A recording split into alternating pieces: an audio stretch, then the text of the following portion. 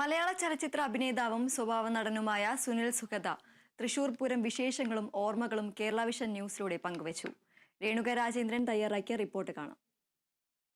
തൃശൂർ പൂരം അങ്ങനെ പൊടി പൊടിക്കുകയാണ്. നമ്മളോടൊപ്പം ഉള്ളത് സുല്ലേട്ടനാണോ? തൃശൂർക്കാരന്റെ സ്വന്തം സുല്ലേട്ടനാണ്. ചേട്ടാ, തൃശൂർ പൂരം ഇത്ത കളറാക്കുന്നേ? എല്ലാ കൊല്ലവും കളറാക്കുന്ന പോലെ ഈ കൊല്ലം കളറാക്കണം. തൃശ്ശൂർ പൂരം എന്ന് പറഞ്ഞാൽ കളറല്ലേ, കളറിന്റെ ഒരു ആഘോഷമല്ലേ. അപ്പം നമ്മളെപ്പോഴും പ്രതീക്ഷയോട് കൂടി കാണുന്ന ഒരു സമയമാണ് പൂരത്തിന്റെ സമയം എന്ന് പറഞ്ഞാൽ. അതെന്താ പറയുക, ഒരു ഉത്സവമല്ല, ഒരു വികാരമാണ്. മനസ്സിലായില്ലേ? അപ്പം അതെല്ലാ കൊല്ലം എല്ലാവരും അതുപോലെ ശ്രമിക്കും. ചേട്ടന്റെ ഒരു പൂരം ഓർമ്മകളൊക്കെയാ? പൂരം ഓർമ്മകൾ, ഞാൻ ചെറുപ്പം മുതലേ ഇങ്ങനെ പൂരം കാണുന്ന ഒരാളാണ്. പൂരം അധികം വെക്കേഷൻ സമയത്ത് വരാറുണ്ട്. വെക്കേഷൻ സമയത്ത് തന്നെ എപ്പോഴും വരാറുണ്ട്. അപ്പോൾ നമുക്കൊരു പുനഃസംഗമത്തിൻ്റെ ഒരു സമയമാണ്. കാരണം കൂട്ടുകാർ സ്കൂളൊക്കെ പൂട്ടിയിട്ട് കുറച്ച് ദിവസം കഴിഞ്ഞിട്ട് പിന്നെ കാണുന്ന പൂരപ്പറമ്പിലൊക്കെ വെച്ചിട്ട് ഇവിടെയൊക്കെ വെച്ചിട്ട് പലരും കാണുന്ന വിശേഷങ്ങൾ കൈമാറുന്നതൊക്കെ. അപ്പോൾ അങ്ങനെ ഒരു പിന്നെ അന്നത്തെ കാലത്തൊക്കെ ഇഷ്ടംപോലെ ബന്ധുക്കളും ആളുകളൊക്കെ നാട്ടിൽ നിന്ന് അവിടെ നിന്നൊക്കെ വരും. നമ്മുടെ വീട്ടിലൊക്കെ വളരെ തിരക്കാവും. പലപ്പോഴും നമുക്ക് പോലും അറിയില്ല ആരൊക്കെയാണെന്നൊക്കെ. അത്രയധികം തിരക്കൊക്കെ ഉണ്ടായിരുന്നൊരു സമയമായിരുന്നു. വീട്ടിൽ നിന്ന് ആളുകൾ വരും, അവിടെ താമസിക്കുന്നത്, ആഗ്രഹം വന്ന് താമസിക്കും, ഭക്ഷണം കഴിക്കും, പോരും, അങ്ങനെ വരും. അപ്പോൾ അങ്ങനെ വളരെ എന്താ പറയുക, വളരെ ആക്റ്റീവായ ഓർമ്മകളുണ്ട്.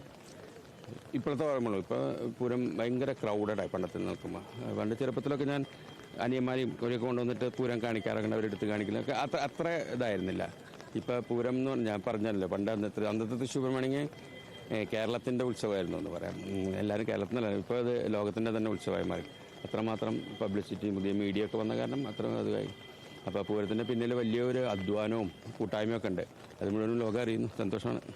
ചേട്ടന്റെ പൂരമായിട്ട് എന്തായിരിക്കും സ്പെഷ്യലായിട്ട് ഇനിയുള്ള ദിവസങ്ങളെല്ലാം? അങ്ങനെ ഒന്നും ഉണ്ടാവില്ല. ഇത് പരിപാടി ഞാൻ ശരിക്കും പറഞ്ഞാൽ പൂരം നമ്മൾ പൂരത്തിൻ്റെ ഉള്ളിൽ തന്നെ ആസ്വദിക്കണം. ആ തിക്കും തിരക്കും ചൂടും പുകയൊക്കെ ആയിട്ട് അങ്ങനെ തന്നെ ആസ്വദിക്കണം. പക്ഷേ അതിപ്പോൾ ഈ സിനിമയിൽ വന്നതിന് ശേഷം കുറച്ച് ബുദ്ധിമുട്ടാണ് അത്തരം കാര്യങ്ങൾ. ഞാനപ്പോൾ ഇങ്ങനെയൊക്കെ വന്ന് ഇടയ്ക്ക് ഇല്ല ആദ്യം വരാറൊക്കെ ഉണ്ട്. എന്നാലും മറ്റു തരത്തിൽ പണ്ടത്തെ പോലത്തെ ഒരു ആസ്വാദനം നടക്കുന്നില്ല. എനിക്ക് അതില്ല, അത് മിസ്സിംഗ് ആണ്. മഴ നമുക്കൊരു വെല്ലുവിളിയല്ല എന്തായാലും പൂരത്തിന്? വെല്ലുവിളിയൊക്കെ തന്നെയാണ്. മഴ എത്ര തന്നെ നോക്കിയാലും അസൗകര്യം തന്നെയായിരിക്കില്ല.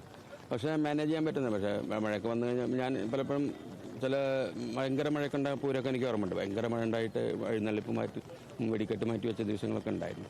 അത് സംഭവിക്കില്ലെന്ന് പ്രതീക്ഷിക്കാം.